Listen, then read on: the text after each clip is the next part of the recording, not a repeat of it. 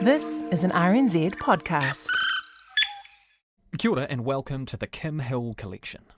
Serious chats with comedians can be a bit incongruous sometimes because they're not just a laugh-a-minute romp, but they do give you a great insight into just how clever and deep these people often are. This interview is with Bill Bailey, the British comedian, writer, actor, musician. He talked to Kim in 2023 about his forthcoming book, but the heart of this interview is really in his layers, in his depth and thoughtfulness. Really enjoyed this one, and hope you do too.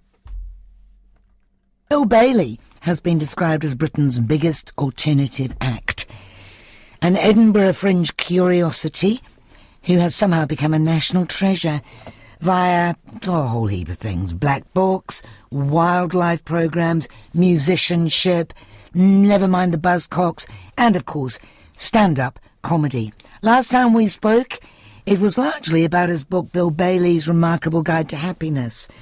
He's returning to New Zealand in November with a new show called Thoughtifier. It's a big one, 14 shows. I caught up with him on his Australian leg.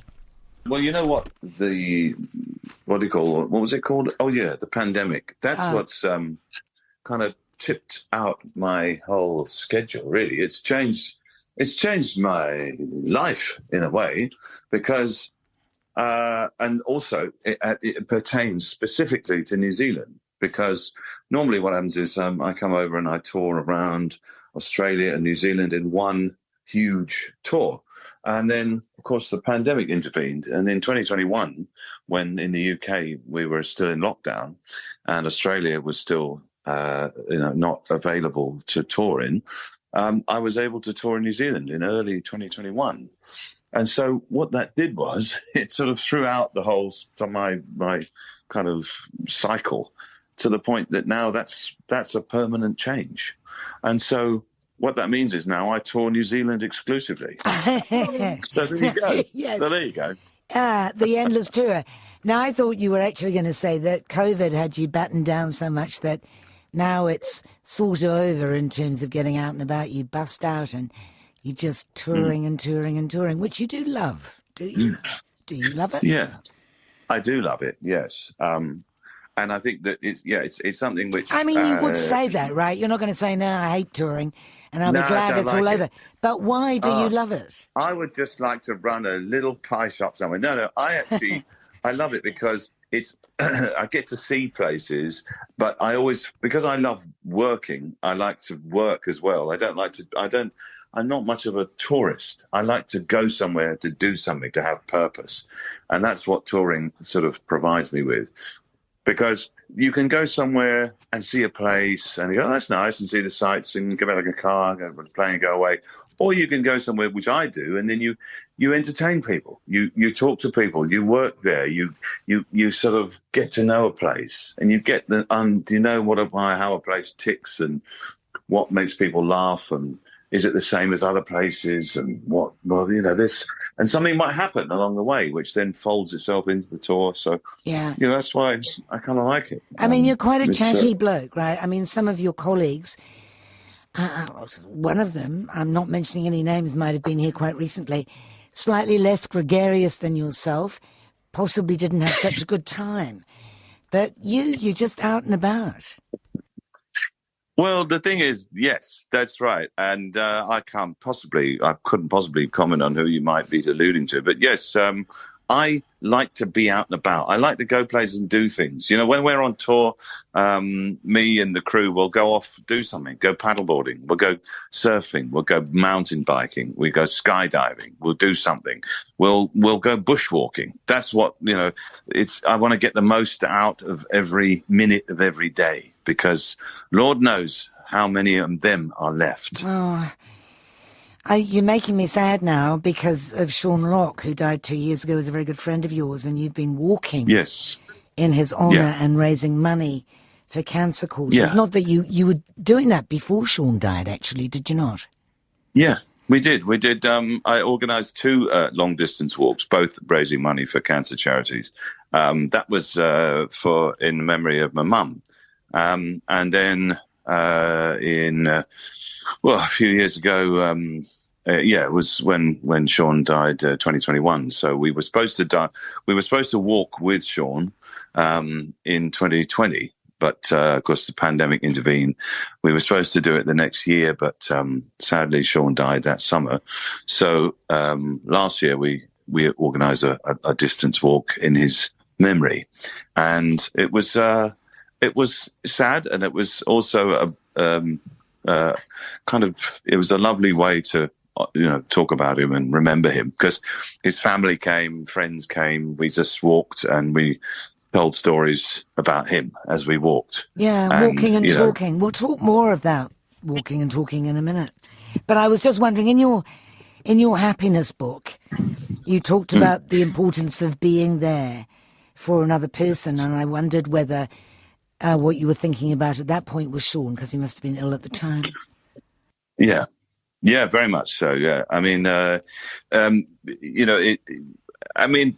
when someone very close to you is going through that and living with such a diagnosis, and you don't quite know how it will pan out, it does make you think. Actually, it does certainly made me consider my own mortality, and in a way, it seems an unlikely sort of spur to consider what makes you happy. But maybe it's not.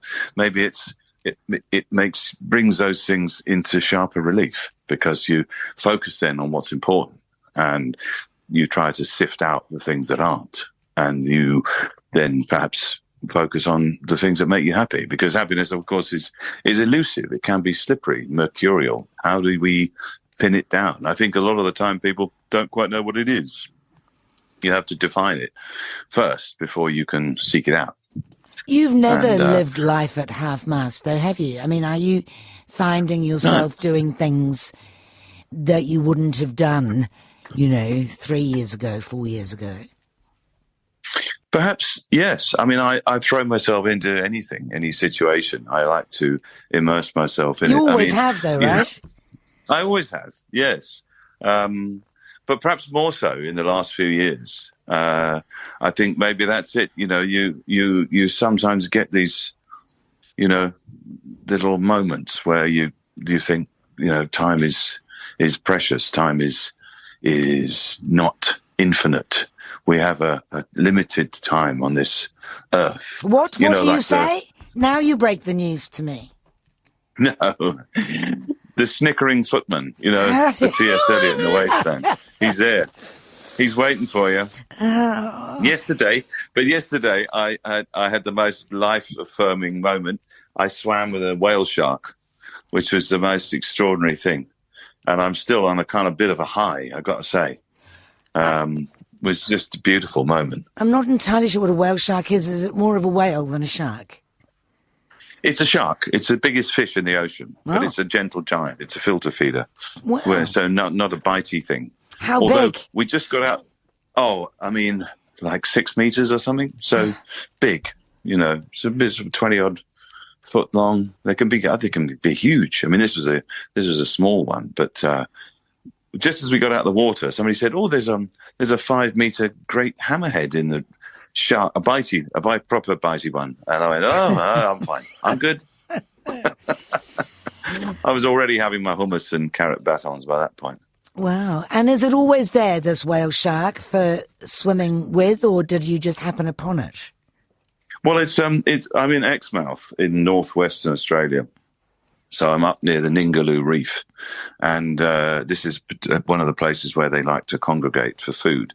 So it seemed appropriate that I should get in and swim with one. And I did, and it was quite marvellous. I saw humpback whales, saw sea snakes, manta rays, turtles. I mean, it's just like it's thick with them. The sea is just teeming with life. Teeming with life. As is your garden, actually. Have you still got loads of animals? Yeah, we still. We're trying to sort of, pare it down a bit, obviously. What have you got?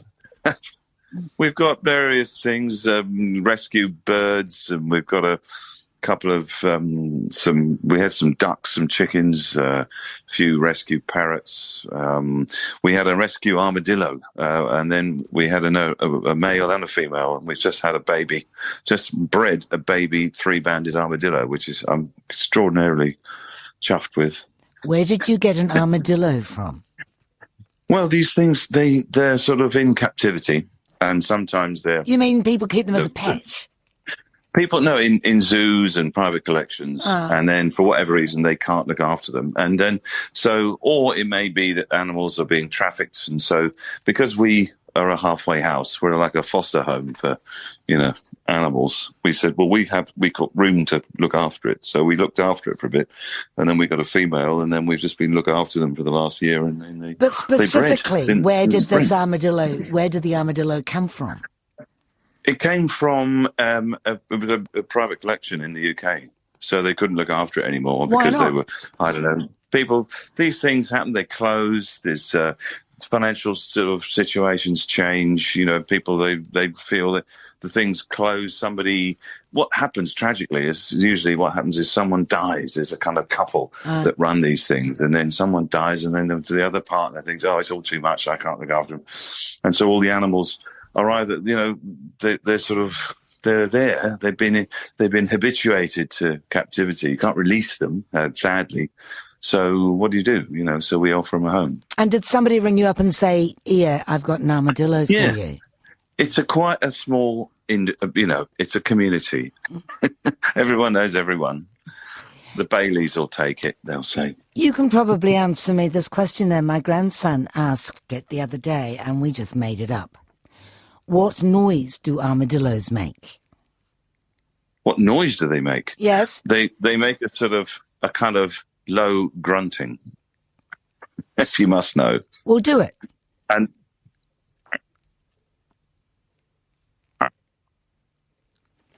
like that. Yeah, that's like pretty good. Because that's what I approximated. I feel quite proud of myself. That was the noise I imagined armadillos might make.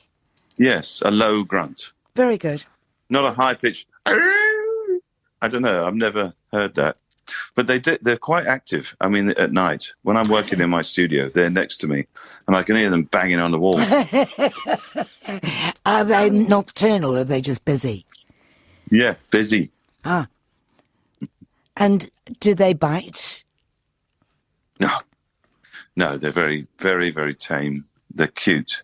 They've lived with us for a while now, and they're very, very. They don't mind being around us, but we tend to leave them alone. We don't try to handle them too much. We just let them get on with their lives and make sure they're comfortable. Yeah. Good. Your latest project, as far as I know, you've got a lot of things going on. Is something called Perfect Pub Walks. Yeah.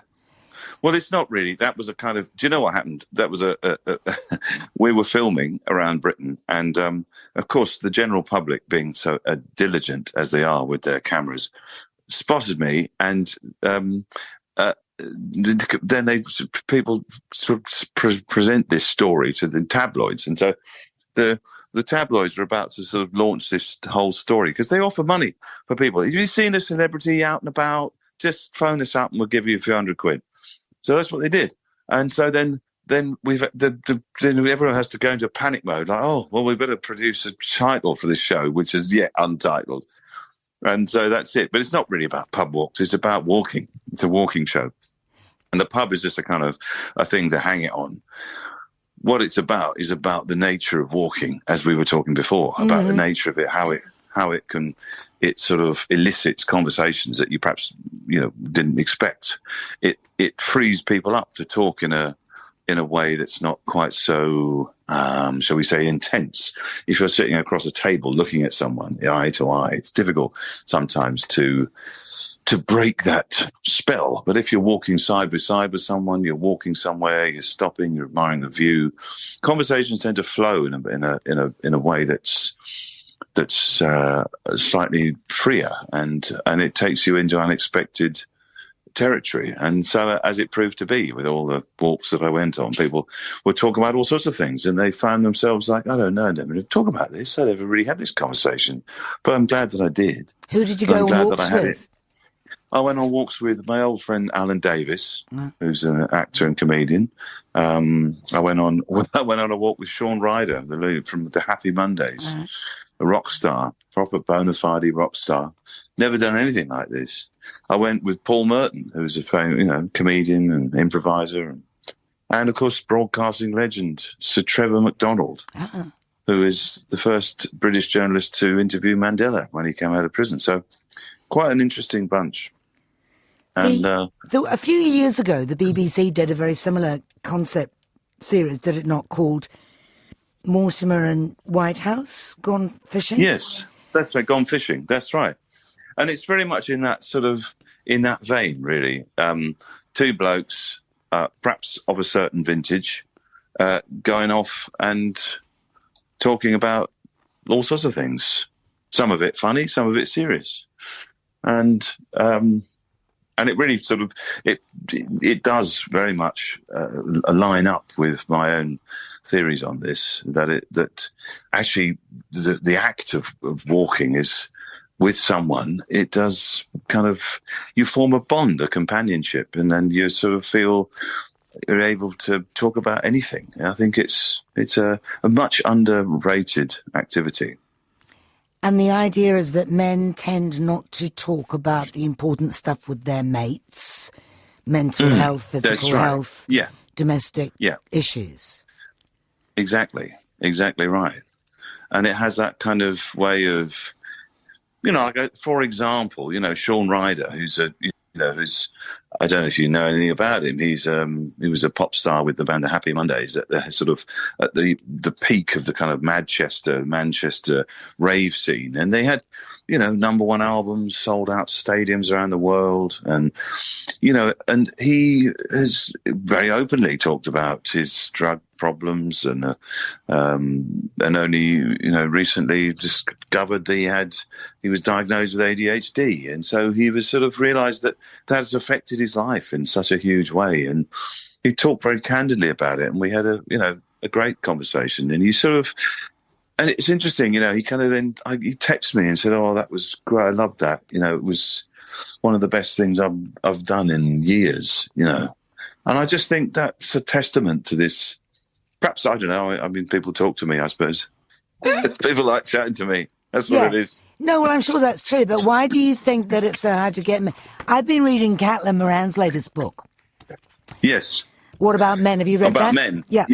Yeah, I read a bit about that, yes. I read her she sort of put out a kind of tweet or something on social media and was inundated with responses from men who, and I suppose it's a good thing. Now is a good time to talk about those things. She says, I'm going to be talking to her in a week or two, but what she says is never being able to cry or admit vulnerability, the bubbling anger, the shrugging acceptance of violence, the memory of hitting friends, the prizing of recklessness, the need for alcohol and drugs, the total lack of advice or guidance.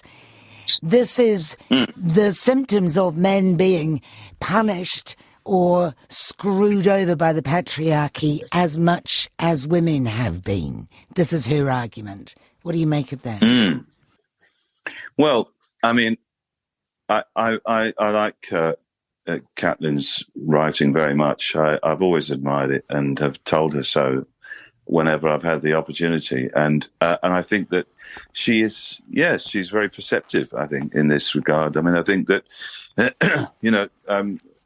without sounding it's the problem with men, that they feel that by talking about this, it's like, well, people are going to go, "Oh, look, come on, you've had a good run. Toughen up, princess," and that's what happens. And yet society demands men to be sensitive as well. So, what so many young men are thinking, well, what am I supposed to be? Who am I supposed to be? Am I supposed to be, tough? Am I supposed to be sensitive? Am I supposed to, who am I? What am I? I think then but it doesn't stop. It does not exclusively the preserve of young men, teenage men, those boys who kind of listen to Andrew Tate and others, and, it gives them some kind of validation for their sort of their feelings of inadequacy or whatever, of isolation or proponents, all of those, the preponderancy for violence or abuse or whatever, that, it carries on, men in later life, and men who have gone through all sorts of things and trauma and stuff in their lives, have had to kind of put a lid on it in a way that perhaps I would suggest, in the most general terms, women don't. Women are much better at talking about things. Women are better at empathizing with other women. Yeah. And is that a skill that is inherent in? I mean, we're generalizing, right? But inherent in women, or is it socialization? I think it's a bit of both. I think. I mean, I think that generally, women find that they're able to talk easier about their emotions. I think that's the thing. They're able to express what they feel, particularly to other women. I mean, a lot of blokes become irritable with being pressed on that. The whole "what are you thinking?" and yeah. Is it fair to say, why can't a man be more like a woman? Is that fair? I think that's fair. Yes, exactly. I mean, you say that about thinking. I used to tell a whole bit in my act about that.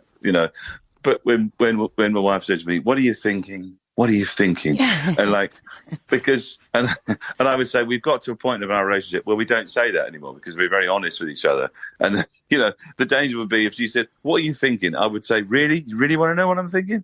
I'm thinking about a panini I had in 1992. You don't want to know really what I'm thinking. If you really want to know what I'm thinking, if I had a really long bendy neck, could I look under the fridge? That's the kind of mad stuff that's going on in my head. So you really don't know what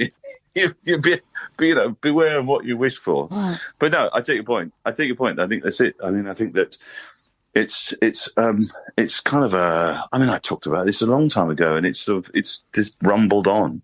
Masculinity is a sort of strange and elusive thing. What is it? It's not exclusively physical strength and impermeability. It's something else. It's a bit more pliant.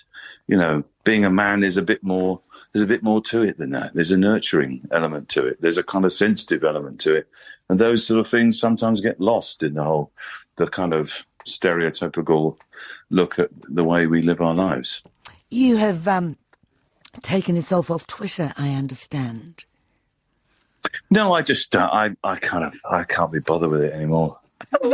I kind of post the odd thing, but it's just become it's nasty. It's toxic and evil. Well, since old Elon has taken over again, it's become very a toxic.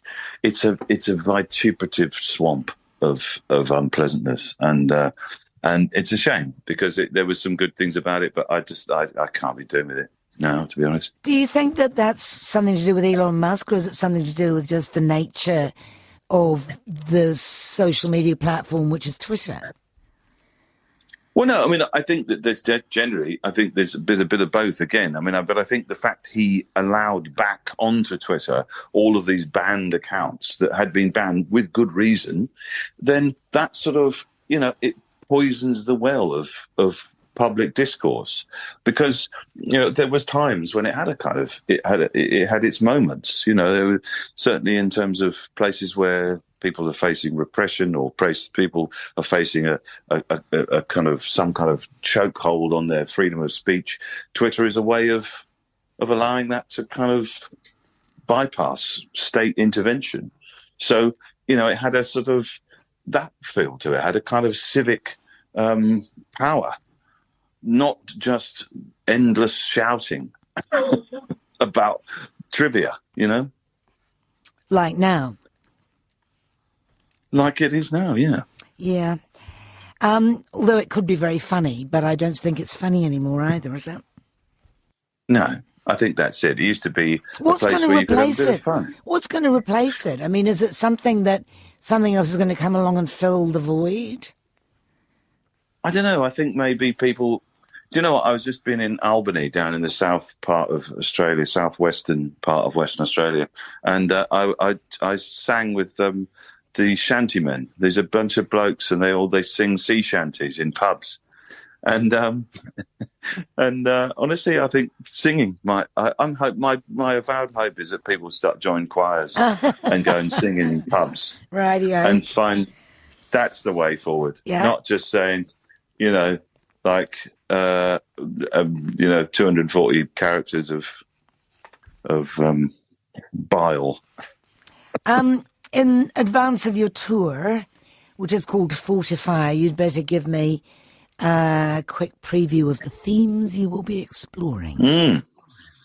I think so. I mean, it's partly it was a kind of my reaction to all this many articles I've read about this fear of AI and how we are sort of under threat, humanity's existential threat, jobs going, 500 million jobs in Europe, possibly 300 million was it? It was 200 million. Between friends, lots of jobs gone.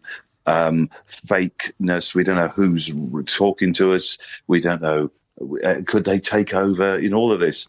And so it's a kind of there's been lots of and it's a great, I think, a rich theme for comedy, because it does pose the question: well, can comedy just be manufactured from robots? Are robots able to understand humanity? And of course, my argument is that the fact that we are flawed. We're flawed.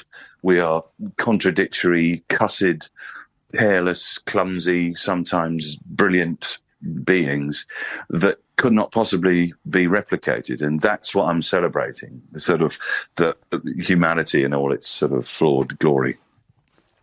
Do you play golf? Once or twice, yeah. Once or twice. Didn't take... No, I was just thinking, where does one draw the line on human-enhancing gadgets? I did not realise until somebody told me yesterday that it's quite common practice to have some laser thing on the golf course that tells you how far away the hole is so that you can choose the right stick. Yes. Is this true? And if it is, then it's a terrible, terrible thing, don't you think? It is true. But then, honestly, the amount of times I play golf, no laser is going to make me any better. I don't think a laser is really going to help.